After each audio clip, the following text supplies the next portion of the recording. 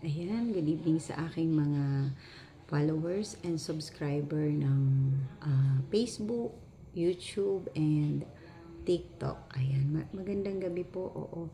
So, meron lang akong isi-share sa inyong gabi and ipag-pray po natin yung mga pagyanig dito sa Pilipinas.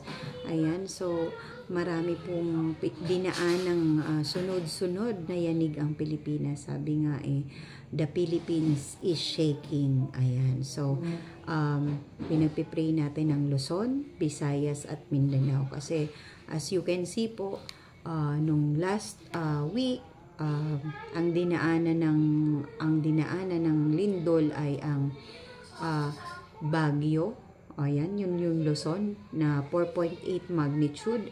At saka yung Cebu naman, sila yung Visayas is 6.9 magnitude naman. At ang Davao na ngayong araw lang niyanig ng lindol na 7.6 magnitude. So, medyo malakas po siya at sana po ay walang mga nasaktan at wala po sanang mga nasawi, 'di ba? Kasi yung Cebu medyo marami-rami 'yon. So, ipag-pray po natin yung ating bansa. Ayan. So, sabi nga 'di ba sa verse na sinabi at pinangako sa atin ni Lord na sabi ko nga isi-share ko sa inyo na pinagdadaanan tayo ng mga ganitong kalamidad ngayon sa Pilipinas na mga hindi natin ini-expect na mga pagyanig.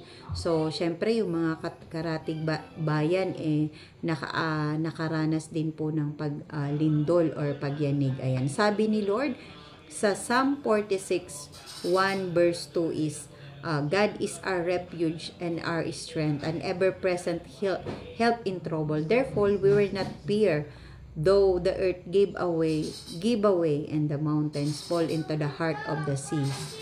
'Di ba? Huwag tayong matakot dahil alam natin na ang Diyos ang kasama natin, 'di ba? In times of this calamity, sabi nga in tribulation dito sa ibabaw ng mundo.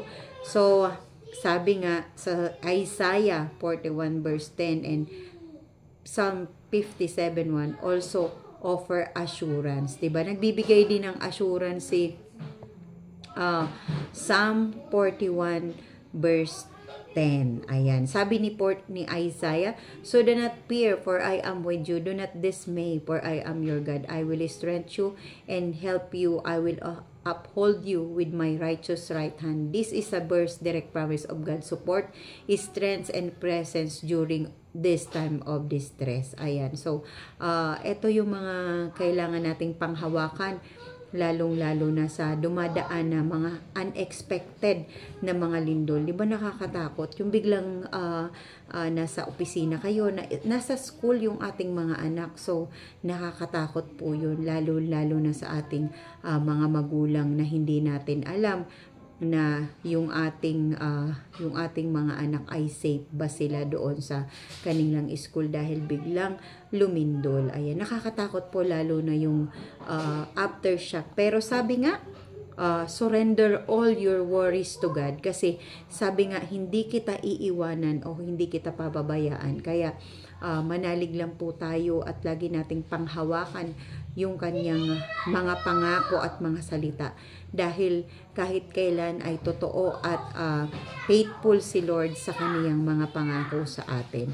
Sabi nga din, 'di ba, sa Psalm 57 verse 1 saying, I will take refuge in the shadow of your wings until the disaster has passed. Ayan. So, habang lumilindol, sabihin mo sa kanya, Lord, you are saying that you will take refuge in the shadow of our wings until of your wings until the disaster has passed. Ayan. So, I think 2000 anong year yun, lumindol din po, may ginagawa kaming 2-story no na bahay. Pero I declare the promises of God. I declare the verses na ibinigay niya sa atin at pangako niya sa atin. So, lagi nating iisipin na lahat ng mga disaster na dumadaan sa atin ay lalagpas din yan at dadaan lang din yan. Siguro talaga pong ipinapaalala or kinakatok po tayo ni Lord na yung iba po kasi, di ba po, na parang wala na, nakalimutan na siya dahil nagtagumpay na or maganda na yung kalagayan sa buhay. Huwag po nating kakalimutan, lalo pong gumaganda yung ating buhay, lalo po tayong lumapit sa Diyos, lalo po nating ipagamit yung buhay natin sa Kanya dahil yun po ang karapat-dapat at yun po yung utos niya, di ba? Kasi kaya nga binless ka niya dahil may purpose ka. Kaya binless ka niya yung buhay mo, binago yung buhay mo dahil meron kang misyon dito sa ibabaw ng mundo. Ayan. So, lahat tayo kasi may kanya-kanyang purpose. Lahat tayo may kanya-kanyang designation sa buhay na ibinigay sa atin ng Diyos.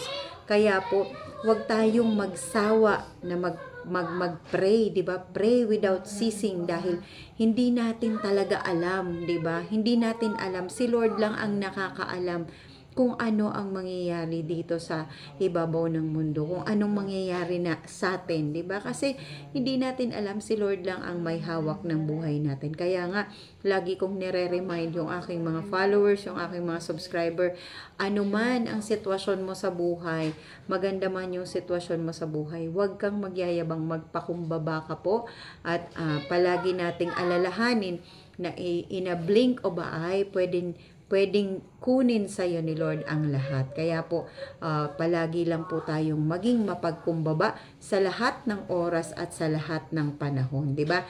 Ayun, sabi ni Isaiah 12 verse 2, surely God is my salvation.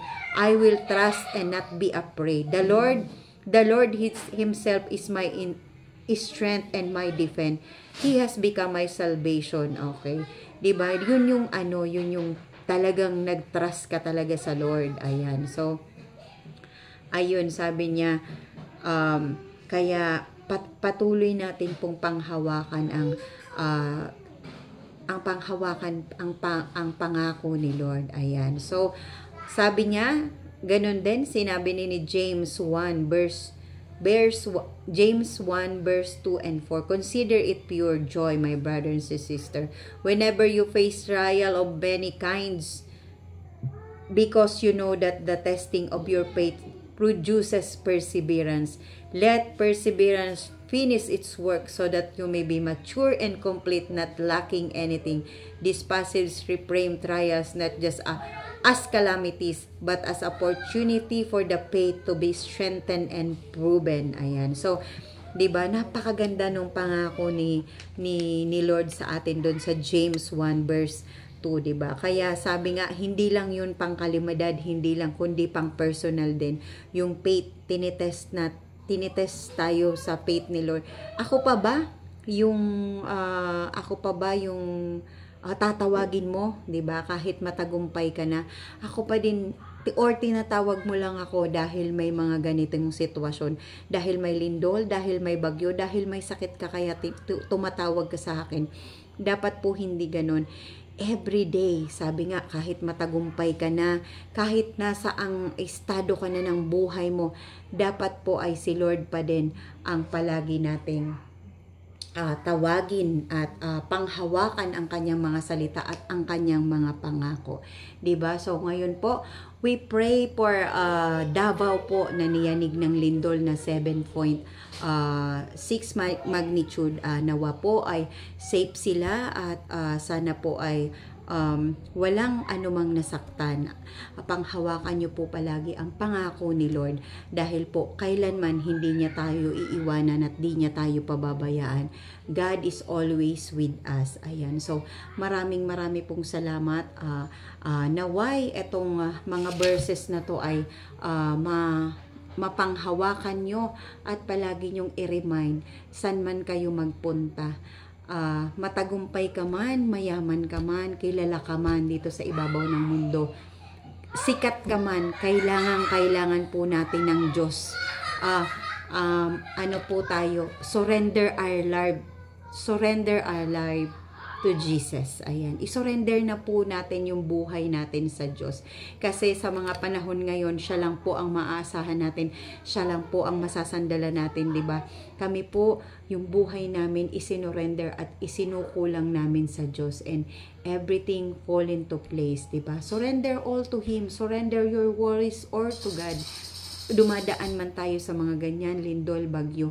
Ayan, iyan po ay may katapusan dahil si Lord po, tinitest lang yung faith natin. Ayan, panghawakan nyo po lagi yung kanyang mga pangako at ang kanyang mga sinabi dahil si Lord ay, siya po ay tapat noon, ngayon at magpakailanman. Ayan, panghawakan natin si Lord dahil tayong lahat ay magtatagumpay. Ayan, so praying na etong mga paglindol na to ay maging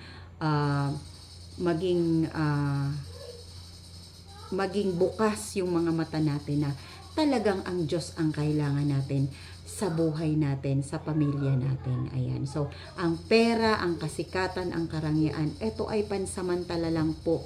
At ito ay hindi natin madadala sa ikalawang buhay. Magtanim po tayo ng panlangit na aanihin natin pagdating ng panahon. Ayan, yung kaligtasan. Ayan, maraming pong salamat at magkita-kita po tayo sa aking mga susunod na video. Good night po and God bless.